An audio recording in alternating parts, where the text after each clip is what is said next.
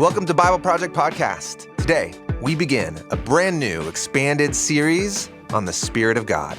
Back in 2017, we did a short 3-episode series called The Holy Spirit, and it was during those few short hours that Tim introduced me to the ancient and biblical idea of God as Ruakh. That is, God as Spirit. And today we come back to this portrait of God to explore it more deeply. You know, in the many years of Bible Project, we've yet to ever revisit an idea, but here we are, ready for more Spirit. If there's one video and podcast topic we'd like to return to and fill out more, it's been this. The Spirit of God, Ruakh Elohim. Ruakh is a Hebrew word that we have difficulty translating into any one English word. And so Ruakh gets translated in our Bibles many different ways. What the biblical authors could signal with one word, we have many words for in English. It's translated as wind, breath, spirit, and then mind. Ruakh in Hebrew, Pneuma in Greek. It's a concept that takes a while for our modern minds to appreciate. But we can get there. Look out your window and see Ruakh blowing through the trees. Close your eyes, take Ruakh into your lungs. As you do this, you begin to realize that we live and breathe and exist within this invisible energy. And so, it's no surprise that Ruakh becomes one of the key ways the Bible talks about the nature of God. The invisible, personal energy of God that makes all things possible, that originated all things, and that sustains all things. Saying God is Ruakh invites us into this mystery about the nature of God, how we as mortal finite beings can experience an infinite God. Ruakh is the way the biblical authors are uniting the divine and the human, creator and creation. It's the meeting place of the two, the point at which God can influence humans by uniting with them in this invisible way. There's a mystery, and that's at the heart of what the biblical authors are trying to say. Today, Tim Mackey and I kick off this expanded series on the theme of the Spirit of God. Thanks for joining us. Here we go. Hey, Tim. Hello, John Collins. Hello. Hi. Here we are. Here we are. What are we doing? We're doing a new old thing. I guess you could call it a reboot conversation. What we want to do is re-explore the theme of the Spirit of God throughout the storyline of the Bible. And we made a video called The Holy Spirit. Yeah. And we had a Long podcast time ago. conversation. Yeah. Maybe 4 or 5 episodes.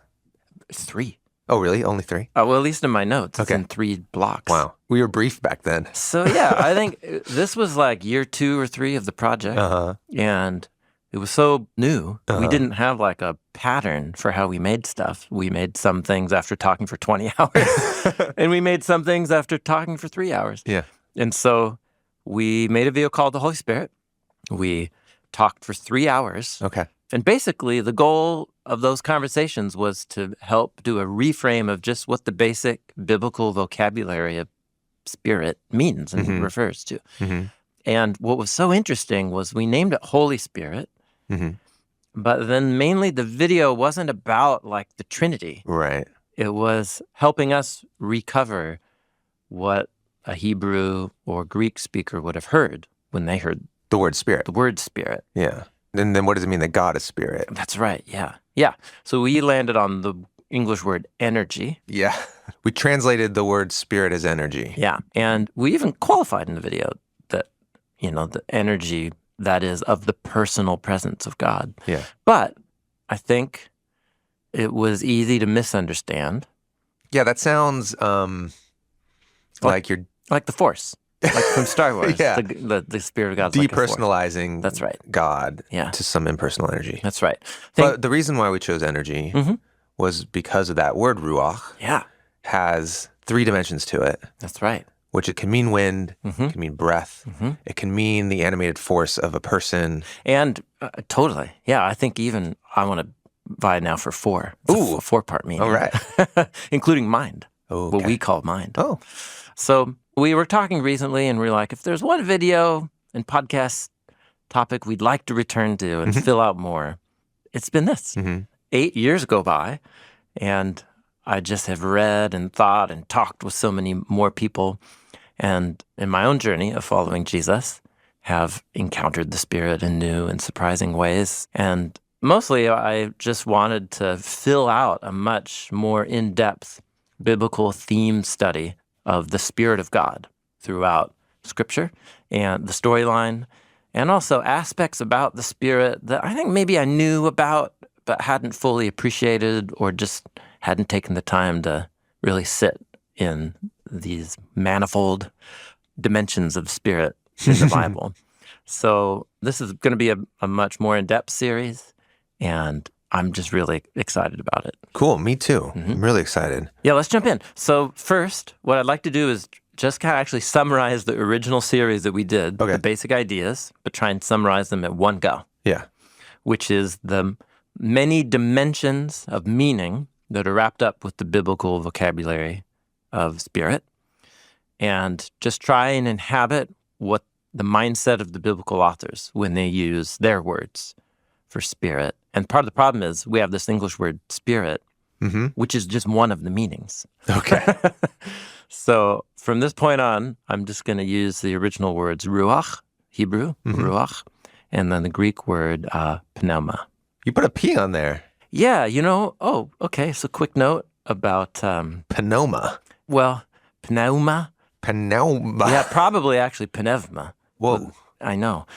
There's a young New Testament scholar, Benjamin Cantor, who's just unleashing a tidal wave of historical research on the pronunciation of Koine Greek in the first century. They hit that P. Yeah, he's overturning all kinds of You found some audio recordings or something? and mispronunciations. No, super cool. What he actually looks for is places where Greek is appearing or transliterated into Latin or Syriac or other dialects. And what he's looking for is mistakes.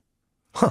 And it's actually in the mistakes in these multilingual transcriptions of Greek that he's able to reconstruct how people were pronouncing Greek. And the one thing that is certain was that there was no silent P at the beginning of words. It was pronounced. Anyway, yeah. Cool. Pneuma. I gotta get used to that. I know. No more silent P. Pneuma. It's pneuma. I'm used to Pneuma. I know. Me too. But it's pneuma. And probably pneuma, but that may be too far of a leap. So we're just going to go with pneuma. Oh, boy. I know. So, Ruach? Do I have to say Pneuma? You can say whatever you want. Okay, I'll work it out. I'm trying to retrain myself. All right. So, pneuma.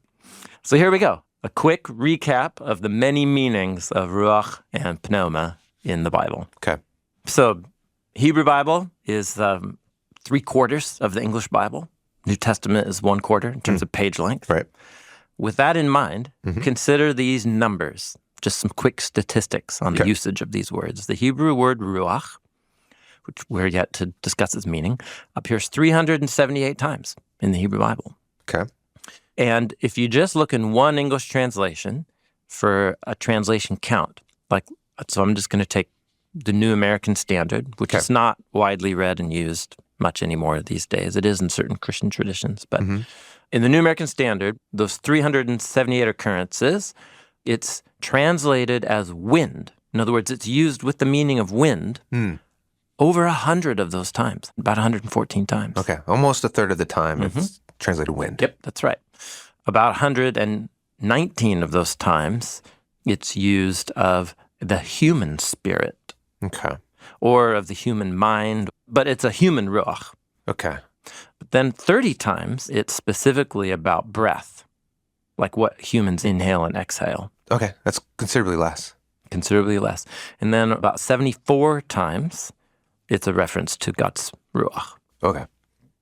So wind, breath, spirit, and then mind are kind of the four main uses. Okay. What the biblical authors could signal with one word, we have many words for in English. So I want to take just some time to just try and recover what it's like to think natively with this view of the world, that you have one word. Right. To talk about what we carve out into separate things: wind, breath, mind, and spirit. And when you say spirit, then you mean either God's spirit or human spirit? That's right. And spirit as an idea of personal presence. Personal presence. The personal, animated presence. So we'll talk about these things. We'll talk about this it, is just a breakdown with numbers.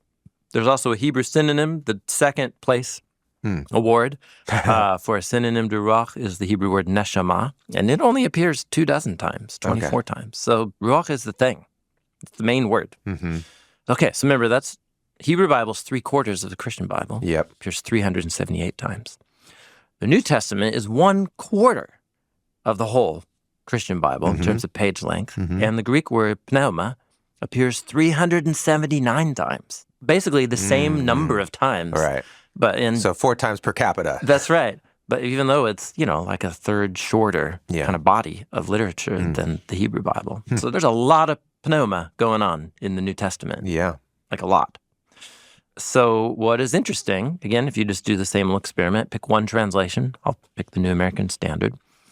Pneuma gets translated as spirit, referring to the invisible personal presence in some way of either God or of a human 373 times. So all the times, basically. Yeah, totally. There's only 3 times in the New Testament where it clearly and exclusively means breath. Okay. There's other places where there might be a double meaning intended, but 3 times where it exclusively means breath. And only 2 times where it exclusively and only means wind. Now, there's other places, again, where it's packed with double meaning. Okay. But within the New Testament, invisible personal presence is the predominant meaning of spirit. We've talked before that the New Testament letters and Gospels, they're written in Greek, but you're thinking in Hebrew? Yeah, or they're thinking in terms of Hebrew Bible and Jewish thought. Yeah. Yeah. So when they use the word pneuma, they are using it to translate the Hebrew idea of ruach. Yeah, though, the New Testament authors also didn't just grow up in Jewish culture. They grew up in a melting pot of first century Greco-Roman culture. So it wasn't they were exclusively thinking in Hebrew words. They also had a meaning of this word that had a first century Greek context. Yeah, but it just so happens that there's a huge amount of overlap and commonality between the associations of ruach in Hebrew and pneuma in Greek. So we're going to take this in 2 steps. We're going to think of the word from a Hebrew imagination and then think of the word from a Koine Greek. As always, we're going to spend a lot of time in the Hebrew Bible. Okay. And then we'll step into the Gospels and then the rest of the New Testament in the kind of the latter third of this series. Okay. Yeah. Thank you. It's great clarification. From this moment on, we're just talking about ruach for a while. The Hebrew word ruach within the Hebrew Bible. We're going to rock the ruach. We're rocking the ruach. Yeah.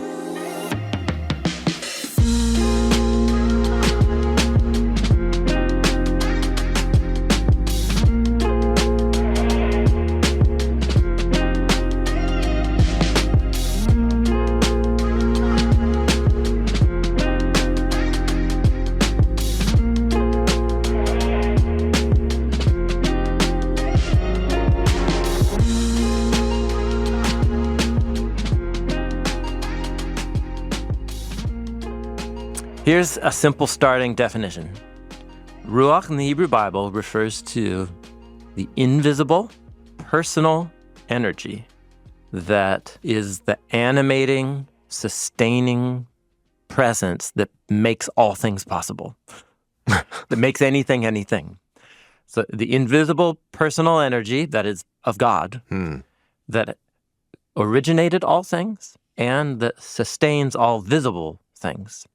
So it's invisible, but it actually is the creator and sustainer of all visible and material things that we see happen in the world. That's the basic idea. Invisible. Can't perceive it. Yeah, okay. So let's start there. Okay. So the coolest thing happened in the last week at the bus stop for my younger son, who I'd take the bus stop a couple blocks away. So we walk there, and it's March, real time. We're having this conversation. The bird song is just everywhere. Signs of fading winter. Yeah. And at the bus stop, in the bushes, I don't know how my younger son saw this a week ago. There are hummingbirds all over our neighborhood. They're amazing creatures. They grace us with their presence all the time, especially this time of year. And so he saw a hummingbird up, and then he saw it fly into the bushes, like right 10 feet from where we wait for the bus stop. And so he looked over in the bushes, and he just walked over, and he was like, Dad, Dad. And he was kind of stooping down, and there was a tiny little hummingbird that had made a nest and was perched, like sitting in the nest. And so then we got close up, and it got freaked out, and so it went up into the tree. And I mean, if there is such a thing as a perfect circle in nature, this hummingbird made it. The perfect little circle, and it's tiny. I mean, I don't even know. And it goes in it? Yeah, it's like a donut, but with the solid bottom. Okay. And in it were 2 tiny eggs. Oh, my goodness. I mean, 1/4 inch in size. Oh, wow. I mean, they're just... And then so we backed off, and this hummingbird came back down and sat on its nest. And then we got to get so close to it as it got used to us. And so we visited this hummingbird now every morning. Oh, wow. And it was there this morning, again, before I came here. Wow. So it's like rocking 8 days of sitting on that nest. Yeah. We're just like, how many days is it going to sit there? Does it eat during the day? Does it leave the eggs? Yeah. So it's become this very special little That's cool. experience for my son and I. And for me, we've been talking about it. And the other night at dinner, at the end of the week, we talked about gifts of God that God's given us during the week. And he brought up the hummingbird. And I was like, yes, buddy, that's right. Like, it feels sacred to encounter this creature. Because normally they're high up in the trees, you don't see them. But it's a creature nursing like the next generation. And it's putting itself in danger of these giants, like, right, coming around it. And anyway, I don't know why it was such a special encounter. So what's remarkable is that creature, you can see its tiny little chest. It has these orange speckles on its tiny chest. You could see the chest moving, and it's breathing. And like, that's it right there. So wait, what's it? The Ruakh. So lock into watching a little creature inhale and exhale, and then just take a moment to stop and ponder the fact that I, as the observer, am inhaling and exhaling. And what we are both inhaling and exhaling is the same thing. And intuitively know that the thing we inhale and exhale is the thing keeping us alive. It's keeping me alive. Yeah. And it's the same thing keeping that hummingbird alive. And so let's ponder a little more. Let's take a walk and think about that. What's so wild is that same air. Am I thinking about this like an ancient? Or am I thinking about this like a Yeah, we're taking modern? a walk now with like Jeremiah. Okay. Or with Moses. So I don't know about oxygen. No, but you know that we're breathing in and out something that I cannot see. Got it. That's like any human. Take 5 minutes to think about your existence. We're all taking in and breathing out something that isn't ours. Right. It's outside us. Okay. We're taking it in. And every single living creature I ever encounter is taking in and out the same stuff. Okay. So what do you want to call that? Yeah. And then what do you want to call that in light of some other implications if you think about that long enough? So that thing that I'm breathing in and out, I first inhaled when I came out of my mom's womb. I don't remember it, but she told me about it. So not only do we share it right now, but we've been sharing it since we came into the world. And what's wild is that our moms could each tell a story about how they took their first inhalation of the same stuff. And that was before you and I ever existed. So we're talking about something that is keeping us all alive, that has preceded all of us, that has to have preceded all of us all the way back. But then the moment you and I die, it's going to still exist. Right? Yeah. So what do you call that? The thing that precedes me, that has been sustaining my existence, that has to have preceded all living things going all the way back, and that will outlast us going on into the future. Yeah, I mean, I have to do the mental exercise of getting out of my modern mind. Sure. Because I just immediately go to, well, we're talking about oxygen. And all those things apply. Yeah. It's all around us. We're all sharing it. And I don't know how an oxygen molecule actually works, or atom or whatever, but... well, it's got some protons. It's got a neutron. All that stuff. Got it. Yep. Anyway. From an ancient perspective, yeah. I'm trying to get in that mindset. I'm walking around. Air. I'm breathing in. I know it's something. I feel it come into my lungs. I can feel it as it exhales. I could blow it into my hand, but I can't see it. You can't see it, but it's sustaining my existence. And it's sustaining my existence. And I see that it's also sustaining your existence. Yeah. And I see that it's sustaining my cattle and the wild creatures and even the hummingbird in that nest. And what is so interesting is that you and I come onto the scene and we think of ourselves as real. We think of ourselves as real. We do. Yeah, of course. And in one sense, that's true. But also think, what is human existence, any creature's existence, except constant change and transition? Yeah. So we think of ourselves as real, but in fact, you and I, from moment to moment, are never even the same. Okay. Because we're just constant change. And it's just happening in such slow motion from our point of view, we don't feel like we're changing. Mm-hmm. We feel like there's a me. There's a sense of a constancy of myself. Yeah. And that's true. Yeah. But the material makeup of my body right now in my mid-40s is hardly the same material makeup of the body that came out of my mother's womb. Right. I'm like shedding myself all the time. Yeah. Dry skin. Yeah, every 7 years. Right? Brand new body. But the thing that we're inhaling and exhaling and that everything else is inhaling and exhaling, that's just still there. It's still the same. It's enduring. It's long before us. I see what you mean by real. So the material self feels very real even though it's actually changing. Constant changing and coming out of nothing and going back into the dust. Some visible reality that's giving me life. Yes. That's more constant. More constant. But that's what I mean by real. If we want to compare real and real, in a way, whatever this invisible thing is that's keeping us all alive is much more fundamental and real than you and I are. It was here before me. It'll be here after me. That's right. And it's in and around everything. That's right. Okay. Yes. So here's a meditation from Isaiah 40. Humans are like grass. The wind blows and they go away. The wind blows, the Ruakh. So the Ruakh becomes an image for what is enduring and permanent and fundamental to all that is. Ruakh is a way that the biblical authors are trying to talk about what is primary and like ultimate cause. Okay.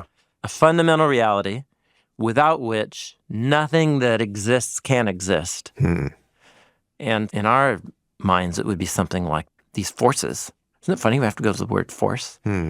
The gravitational force, the strong and weak nuclear force. That's a great example. Magnetic force. The gravitational force is invisible, but it affects everything. And as soon as I start saying, well, what is it as a thing? I can't start talking about it as a chemical. Right. I can't start talking it as a compound or any sort of material structure.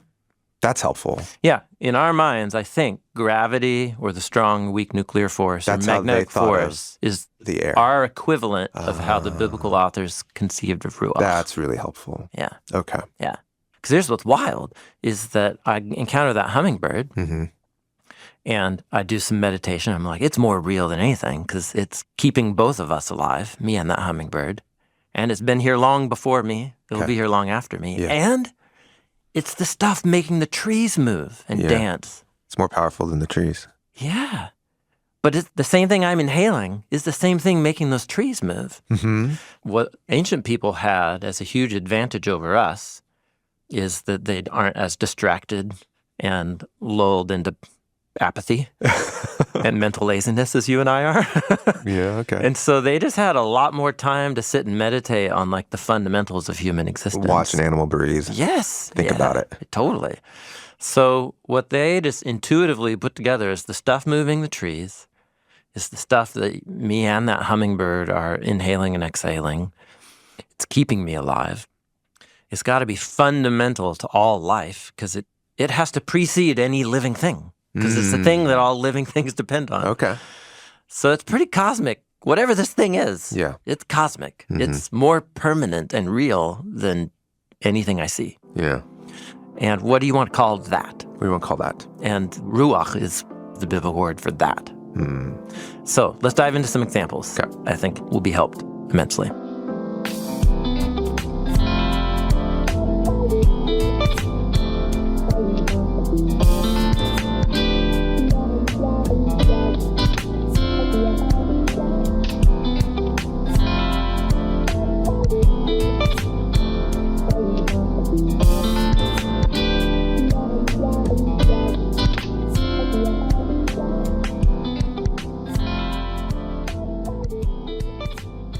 So first, let's just look at some examples of what we would call wind. Okay. And notice that this wind is directly connected to God. It's God's wind. Yeah, it's God's wind. So wind for us is impersonal. It's just like an energy, impersonal energy blowing around, not for the biblical authors, which is why they use this word. So the first line of the Bible, in the beginning, God created the skies and the land. Now the land was wild and waste, and darkness was over the face of the deep waters, and the Ruach Elohim was fluttering over the surface of the waters. There's a lot of layers to this that I don't want to get into, but I just want to note that the Ruach Elohim is doing some kind of wind-like activity, hovering or fluttering. It's the word used to describe a bird's wings flapping over the waters. Okay. So in that sense, it's not just simply wind, but it has Wind-like qualities here. Wind-like qualities, yes. Yeah, you can imagine wind whipping over water. Yeah, that's right. And you can see it. You can see the effects. There you go. There you go. You can see the effects of it. Okay. That's in the background of these other instances I want to look at.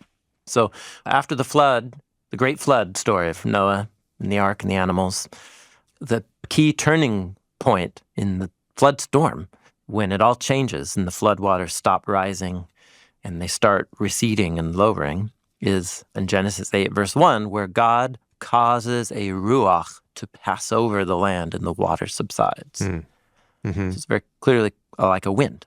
It causes a wind. Pushing the waters back. And what's different is, in Genesis 1, it was the Ruach Elohim. That's right. And this is just a Ruach. Yeah, here it's God doing something to a Ruach. It's a little bit, it's a tweak on Genesis 1, which is God's Ruach, and this is now God making a Ruach blow over. Which you could say, well, I guess if God can do that with a Ruach, you could say that's God's Ruach. But it is creating a bit of a distinction. It feels different from, this is my personal presence you're experiencing, versus I am animating something other than me. Right. Yeah, that's right. Okay. Yep.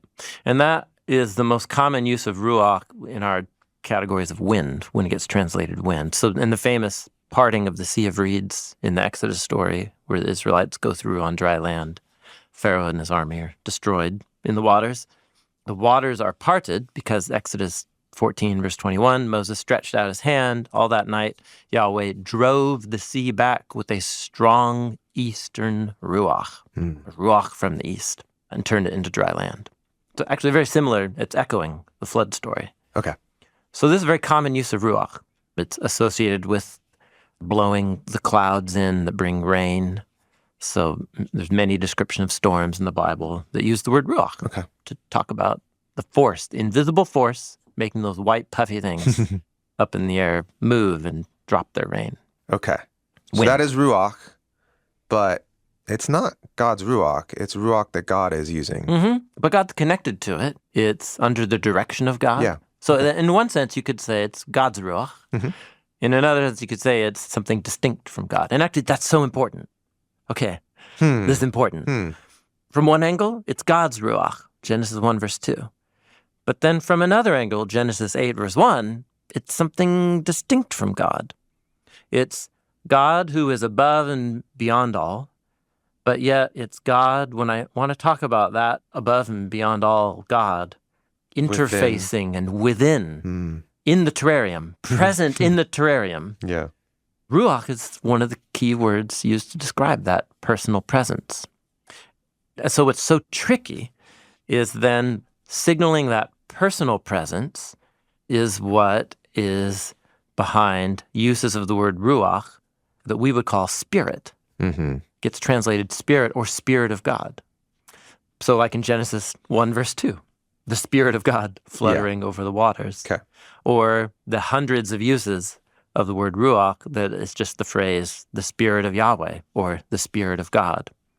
So when the prophets or when kings, I'm just literally sampled at random. Here's a moment from the book of Judges, chapter 6, where there's a tribal chieftain named Gideon who does this great battle rescue of the Israelites from certain death. We're told that he was empowered by God's Spirit, but specifically it's the phrase, the Ruach of Yahweh clothed Gideon. enrobed Gideon. Okay, so this is the same word for wind. Mm-hmm. So I have to make a decision here. Am I going to translate it wind or spirit? Yeah. Yeah. But the ancient Hebrew thinker didn't have to make that decision. So they're just saying the wind spirit of Yahweh clothed Gideon. And what's interesting, it's not saying, this is not a description of the day he was born and took his first breath. Right. He's an adult. Yep. He's been breathing for a lot of years. Something new. Something remarkable happened to him that day. So remarkable that this incredible, against all odds, rescue of his people happened when there were violent, armed soldiers attacking them. And the only way you could account for that preservation of life in the face of death is something happened to that guy. Like he got the extra breath that day. He took some extra deep breaths. I don't know. He was super oxygenated. But it was the Ruach of God that gave him his first breath, but then gave him some special breaths that day. I'm using my English words to try and get at this. So there's the Ruach of God. When you want to tie it to the one who is above and beyond and creates and sustains all things, you can talk about as the Ruach of God. And when you do that, you're specifically talking about the activity of God, usually. Yeah. Right? But you're trying to tie it to the person of God. But you're tying it to the person of God. That's right. It's not just a mindless force. Right. You're tapping into the person, the someone who's behind all things. Yeah. But the Ruach is the way of talking about the one who is above and beyond and behind all things, being personally involved in the nitty and gritty of all the change and events and the flux of human history and human life.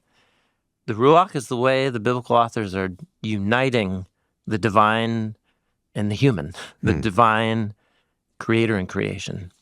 It's the meeting place of the two. It's the Ruach. It's a remarkable word. I think that's why years ago we actually were excited about the word energy. Yeah.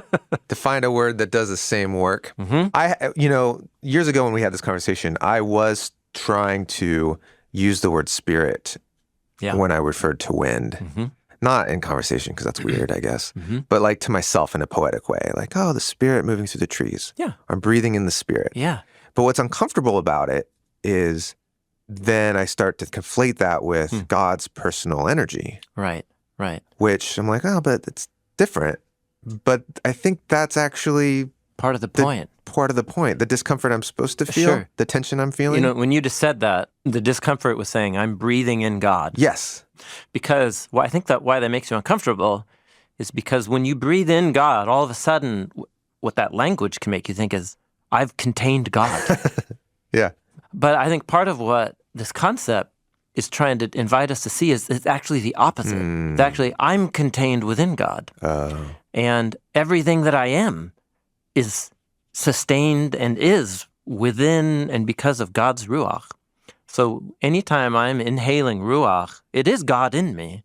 But all that is God in me as a part of an ecosystem in which I am in now, God. how clearly are they thinking that category? Because like when we looked at Genesis 8, God caused a Ruach.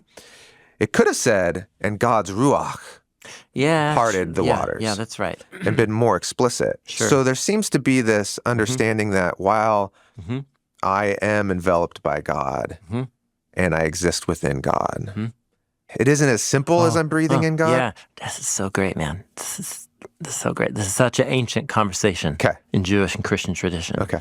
We're trying to name one thing, but it's so super real that we can only name it with two different names. Okay, what are you talking about? That feel opposite to us. Okay. What we're trying to say is a core claim of Jewish and Christian tradition, something that exists cannot be the author of its own existence. Something whose existence depends on something else can't have brought about its own existence. Yeah. And everything that you and I encounter visibly with our five senses is something whose existence is actually dependent on something before it. So it's real, but it's real as a kind of dependent real.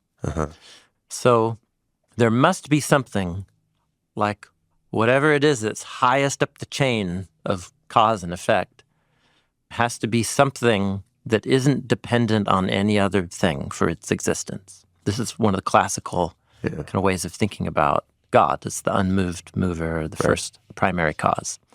So by the word God, we're designating the one who is. The one who is, Yahweh. Yeah. The one who is. So that's key. So anything that is, then is because God is, which means that in a way it's in God, or its existence is dependent and sustained by God. Okay.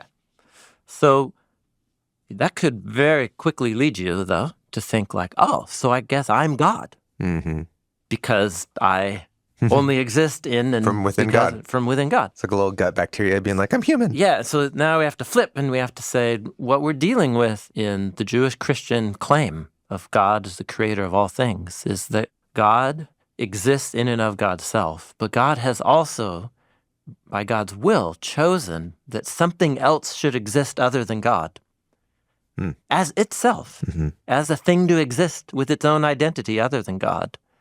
So precisely for relationship. It's like God's the generous host, that phrase. And while that thing that God has brought into existence is not God, it has a kind of independence, but that independence is relative because it only exists in full dependence on God. So how do you develop language for talking about something that's independent but still fully dependent? A dependent independence. And its very existence can only exist if the one who is pervades and sustains and keeps it alive. Yeah. And so Ruach Elohim is one of the ways the biblical authors are talking about that metaphysical concept. Is that it's God, the Ruach Elohim, Genesis 1, verse 2. But then also, once God has brought something into being with its own relative independence, the way God personally interacts with it, but as its own thing. And that's what you get it with Genesis 8, verse 1. God causes a Ruach. And there we're like, oh, it's a wind. So it's not God. Right. But it's, I don't know, man, we're at the coincidence of opposites here. Okay, so if I'm an ancient thinker and you're telling me the story and I say, you're telling me Elohim caused a Ruach, I'm thinking to myself, okay, the God of the universe, the first mover, within which I exist and everything has life, is causing spirit to push out these chaos waters. Yeah, that's right. Yeah. And so am I kind of simultaneously thinking it's an independent thing from God, but also in some way is God. Yeah. I am thinking both it's things. Distinct from God because it's right here in creation. I can feel it and I inhale it. I can even contain it within my lungs. Yeah. So obviously it can't be God. So that can't be the whole of who God is. That can't be all that God is. Sure. In the same way that I am not God in the sense I am not all that God is. But yet, in another sense, I am filled with the Ruach of God. And I only exist because of the Ruach of God. And so in some way, I do really participate. Now, is there a verse, I think in Job or something we looked at before, that kind of makes it pretty explicit that it's the Ruach of Elohim in you that keeps... I mean, we're going to get there. We'll get there. But yes, just to make it clear, Job, in Job 27, says, the Ruach of God is in my nostrils. Yeah. So it's the same phrase as Genesis 1, verse 2, Ruach Elohim is in my nostrils. Okay. Yeah. God's in my nostrils. Yeah. By which he doesn't mean like, all that God is above and beyond is in my nose. Sure. But that something very real that is divine and comes from the divine as God's gift to me, as someone who's both contained in God and other than God, is in me. It's, I guess, a classic version of a paradox. How can all creation be both distinct from God, but yet wholly dependent and participate in God's existence? Yeah. And the word Ruach of God in Genesis 1, verse 2, or God causing a Ruach to blow within creation, Genesis 8, verse 1, are two ways of staying that paradox. Okay. And, within human knowledge, we're to the point where is it this or is it that? Because both seem real. Usually that's the invitation to the greater thing that transcends them both. And And the limit is just my limited understanding.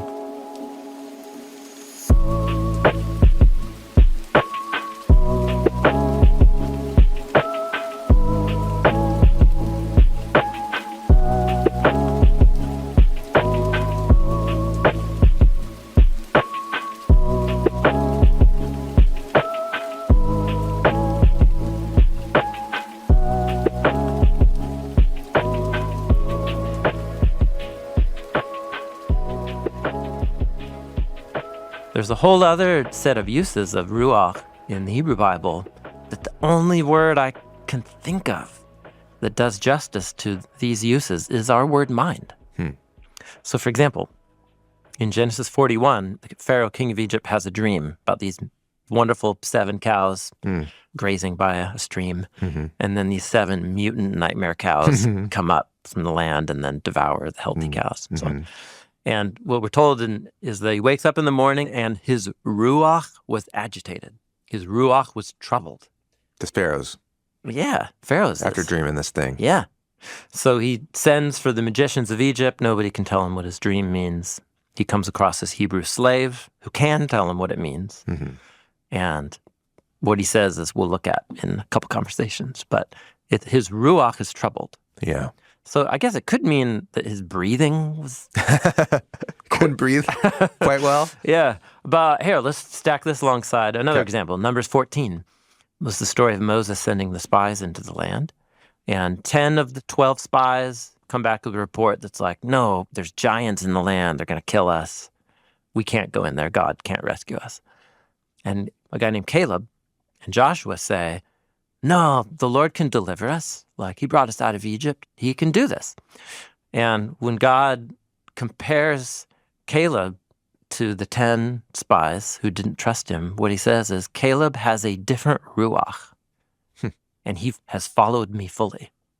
When David is sharing the blueprints for the temple in Jerusalem, he says that he had a dream and he saw the blueprints in like a divine dream that God gave him. It says that he gives to Solomon the plan, then, this blueprint plan, and the plan of all the temple that was in the Ruach with him. The plan of everything that was in the Ruach with him. Yeah. So there's a Ruach with him. I guess you could say it's his Ruach. Yeah. And the plans were in there. The plan of the temple are in his Ruach. Yeah, okay. Yeah. So that feels a lot like mine. Yeah. So there's many more examples like this, but we're talking about the same thing. Like, I think our closest is Psyche? Our concept of, an idea. Oh, right. Like, what is a concept?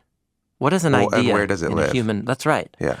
Like, if you come to me and share an idea, which you have many times over the course of this project, like if I got an X-ray, like a CAT scan or whatever, an MRI and scanned your brain. Yeah, where would you see it? Am I going to see the idea molecule? Right. It's a very mysterious part of human cognition. Yeah, is what we call ideas or concepts or information. So I don't want to try and do a full discussion of that, but to say it's very intuitive to say that you came into contact with something that was outside you. Yeah. That you received from somewhere outside you. The inspiration. And because you and I, in biblical thought, are porous, our bodies and our hearts and minds and will are porous, things can enter into us from the outside, like an idea, like a plan to build a building. Yeah. And then you share it with somebody else, and what you could say was your ruach. Because it's invisible. It comes from within you. Yeah. But also came to you from outside. So it went into you. You received it from somewhere, some input you got. Yeah. Then you somehow think about it, whatever thinking is. And then you say something or do something. And now that invisible thing that came to you is within you and then goes out of you has a visible effect in the world. Now there's a building where there wasn't one before. And one of the words for that in biblical Hebrew is ruach. That we have to use the word mind at that point. But ruach. Yeah, mind not meaning your brain, mind meaning that that invisible processing, Yeah. storing, contemplating, communicating these abstract, Yeah. invisible things. Yep. Yeah. Yeah. Yeah. And in David's case, I think why it's phrased in this unique way, in the Ruach that was with him, is it wants you to see this as both something that's David's Ruach, but also that comes to him from God. Because we're told that it was a divine blueprint that he saw. Right. So it was both his Ruach and God's Ruach. In other words, Ruach is the point at which the divine and human meet. And the point at which God can influence humans by uniting with them in this invisible way. Yeah. So, thinking like an ancient, you got this invisible Ruach energy. I'm breathing it in. It's sustaining everything. And at some point, I need to start talking about my own sense of mindful agency. And it's this invisible part of me that's very real and almost more real to a sense of myself than anything. And the word I have also is Ruach. And we call that the human spirit. But just like there's this blurring between, is that the spirit of God in the trees, or is that a Ruach that God sent? That got sent. It's like something other than God. Yeah. There's a tension there, but there's also a tension in like, is this my spirit? Or am I being filled with the Spirit of God? Exactly. Yes. And this is my spirit because I'm an independent creature made in God's image, but I'm independent. But then I can't exist without God's. Yeah, totally. Okay. So right there at that intersection of divine and human, there's a mystery. And that's very much at the heart of what the biblical authors are trying to say. And so what's so fascinating, we'll look at some of these passages later on in the series. So the Apostle Paul, in his letter to Corinthians, we call it 1 Corinthians, knows these people intimately. He planted the church in Corinth. There's a bunch of terrible things happening from his point of view going on. He wishes he could be there, but he can't right now, so he's writing a letter. And so there's a bunch of instances in chapter 5 of 1 Corinthians where he talks about, hey, listen, right now at this moment, I am absent from you guys in body. Like I'm not physically present with you. But what he says is, I am, this is 1 Corinthians 5, verse 3, I am present en Pneuma, with you. Or he says in verse 4, in the name of our Lord Jesus, when you are assembled together, and I am with you in Pneuma. And so our translators have a challenge right there. Because what he's saying is that because God's Spirit is there with you, gathering with you when you gather, and because I am connected to God's Spirit right now, through God's Spirit, it's like I'm with you. Is that what he's saying? Okay. Or is what he's saying is my spirit is so joined and connected with you and with God's Spirit, anytime you guys get together, I'm there. So the debate in English translations is, do you capitalize the word spirit? Is this Paul's spirit or God's Spirit? Exactly. Okay. And the longer I've sat with that paradox of how to translate spirit right here in 1 Corinthians 5, I've begun to wonder if the point isn't the paradox. Paul is with them, but not because he's physically there, but because he is united to God's Spirit, and God's Spirit is united to them. And there's passages in John that we could look at of when Jesus says, I will be in you, my disciples, and you'll be in me, and we'll be in the Father. So this isn't just a Hebrew Bible thing. This idea of the union of God and creation, of divine and human, is part of the point of the word Ruach. And it's pretty intuitive, because the hummingbird and I are both depending on something that's not us to keep us alive. And that long precedes us, and it also blows in the trees. What do you want to call that? And that's the fundamental meaning of Ruach. Okay. So essentially what we just did was what we took about 3 hours to kind of work through years ago. We did a little more that we're going to fill out more, but that's the first step. Okay. That's the refresher. So I guess if there's a million unanswered questions right now that just got raised, that's very much the point. Yeah, okay. That we'll begin to address all the loose ends as we go forward. Okay. What we should look at next, then, is how Ruach is fundamentally associated with what we would call life, but also with death. Ruach is talking about the knife's edge between life and death that all living creatures live on. So we'll look at a whole bunch of biblical texts about that. That's it for today's episode. Next week, we're going to explore how the Spirit of God is the originator and sustainer of life, and how thinking about the Spirit in this way draws attention to our own mortality. This is the biblical author's way of exploring humans as frail, as mortal, as not sustaining their own existence. And we'll look at how the story of the Bible is an invitation for the mortal to somehow become more. Whatever immortal life that humans are going to experience is not something they have of their own nature. It's something that is given to them as a gift. Bible Project is a crowd-funded nonprofit. We exist to help people experience the Bible as a unified story that leads to Jesus. Everything that we create is free because of the generous support of thousands of people just like you. Thank you so much for being a part of this with us. Hello, my name is Kendall, and I'm from Salem Academy. Hi, my name is Leo. I'm from Cleveland, Ohio. I first heard about the Bible Project in 2019 when I felt an awakening and I wanted to listen and learn more about the Bible. I first heard about Bible Project from my teacher in Bible. I use Bible Project for learning about the Bible in my Bible class. My favorite thing about the Bible Project is the podcast and all the free courses that they have in their webpage and the app. My favorite thing about Bible Project is they go really in depth and they teach you a lot about the Bible. We believe the Bible is a unified story that leads to Jesus. Bible Project is a nonprofit funded by people like me. Find free videos, articles, podcasts, classes, and more on the Bible Project app and BibleProject.com. Hi, my name is Ellie, and I'm from Virginia. I work on the products team here, so the background of everything that serves our app and website and classroom.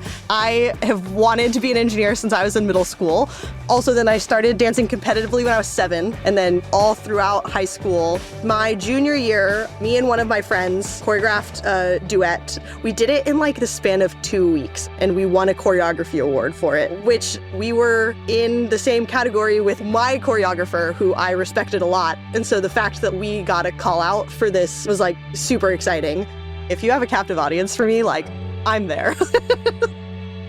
There's a whole team of us that make the podcast come to life every week. For a full list of everyone involved in this episode, check out the show notes where you stream the podcast and on our app.